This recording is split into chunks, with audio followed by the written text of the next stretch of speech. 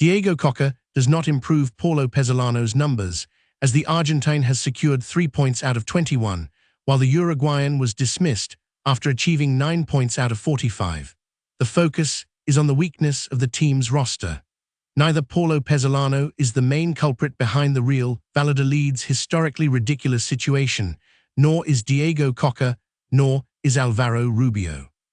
The true culprits are Ronaldo Nazário, the principal shareholder and president of the club, Matt Fenaert, the CEO who allowed many of the club's economic mismanagement with catastrophic signings, and Domingo Catoira, the sports director who has managed to make the team's roster weaker after the winter market than it was before it started, and even weaker than the team that was promoted in May, a situation that is hard to believe.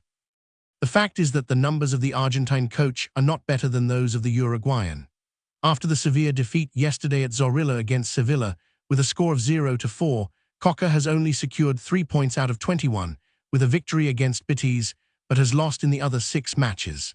The defeats against Girona, Espanyol, Real Madrid, Villarreal, Rayo, and Sevilla were very painful, especially due to the large difference in goals. In the 7 games coached by the current trainer, the team has scored 3 goals and conceded 18. Cocca has stated on several occasions that when he decided to sign with Real Valladolid, he knew what he was getting into, but every day it seems more difficult to believe, given that his roster is now weaker than the day he arrived. On the other hand, Pezzolano secured 9 points out of 45 possible, thanks to 2 victories against Espanyol and Alaves, and 3 draws against Leganés, Real Sociedad, and Athletic. In the 15 games he coached, he managed to get the team to score 10 goals and concede 32.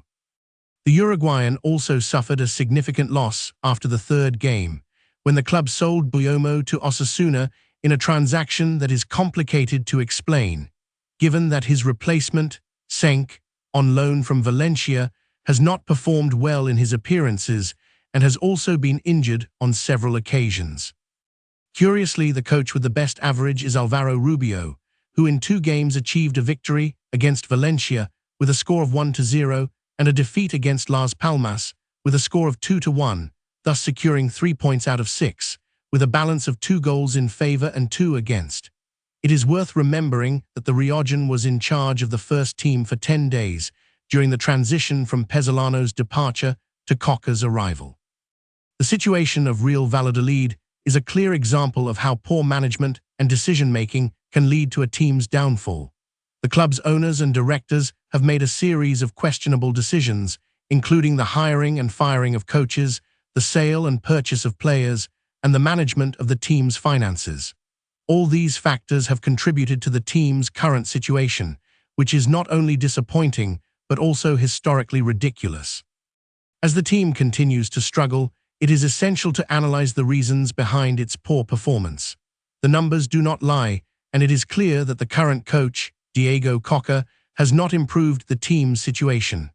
The focus should be on the weakness of the team's roster, which is a direct result of the poor management and decision-making of the club's owners and directors.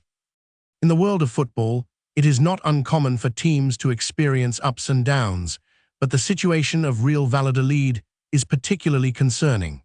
The team's fans are eager to see a change, and it is up to the club's owners and directors to take responsibility for the team's performance and make the necessary changes to improve its situation. The story of Real Valladolid serves as a reminder that in the world of sports, nothing is certain, and even the most successful teams can experience difficulties. However, it is how these difficulties are addressed that truly matters. The club's owners and directors must take a hard look at their decisions and actions and make the necessary changes to ensure the team's success in the future.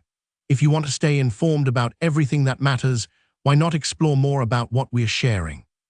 In the description of this video, you'll find additional resources that will enrich your understanding of the subject. Our commitment goes beyond informing. Daily, we bring stories that truly matter, whether from behind the scenes of technology, cultural movements, or global events shaping the future. If you believe that being well-informed is essential to understanding the world, this is the moment to join us. With just 2 clicks, subscribe to the channel and activate the notification bell. This way you ensure access to in-depth analysis, unique contexts, and a broader view of events. Don't let crucial information go unnoticed. Click now, become part of our community, and join us in deciphering the impact of news on the future we're building together.